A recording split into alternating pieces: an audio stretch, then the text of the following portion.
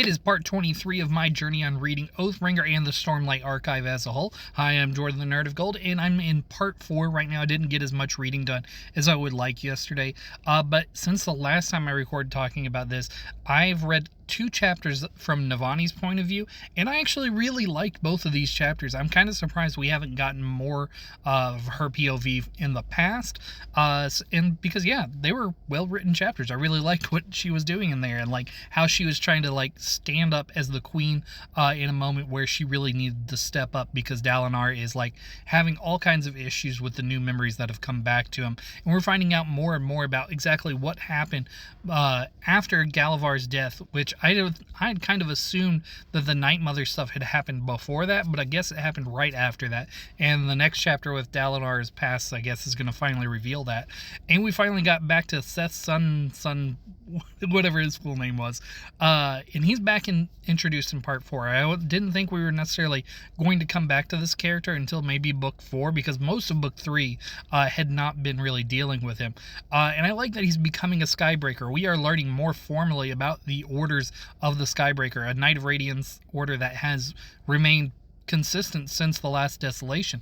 So this is really interesting, and the last chapter I read with Seth, he was about to learn the truths that Nail, I think that's one of his names. Nail has like kept hidden from everyone basically for thousands of years. So that's interesting. And we are spending a lot more time in Shadesmar than I would have ever guessed. I didn't really think like going to Shadesmar was like going to be a major part of Oathbringer when I started the book. I didn't think going to Shadesmar like on a journey like this was ever going to be any part of any of the stories. I thought we were going to mainly focus on the political drama that was happening over in Roshar, because yeah, that's all interesting stuff. That's what's keeping me hooked to this book. And it's not that I'm not finding the stuff in Shadesmar uninteresting, but it's just like it's a lot, and I don't know exactly how much longer we're going to stay here, and I kind of want to get back to the stuff happening in Alethkar and all that. But that being said, we've also got the introduction of Azure, or not the introduction, she's been a part of the book at this point, but we've revealed that she's not from Roshar, and I don't know where she's from. The mystery of that has not been revealed just yet.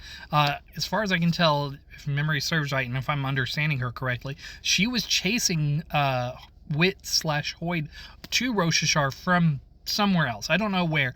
I'm assuming Warbreaker, based on some people's opinions of how like they're like, you should read Warbreaker between these 2 books of the Oathbreaker or the Stormlight Journey. And I'm like, I'm just gonna read the Stormlight Journey. That makes the most sense to me.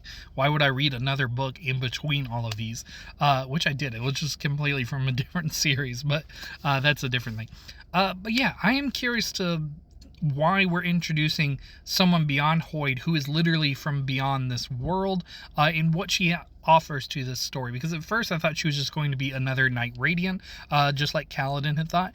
But it turns out that's not true. So I'm curious, like, what is she going to add to this story, really? That's my big question about Azure right now. Not necessarily, like, what her past is. I don't really care about that, because I'm sure I'll find out about once I read whatever novel she's from. I'm more curious what she's going to add to the story in this moment by being from somewhere else.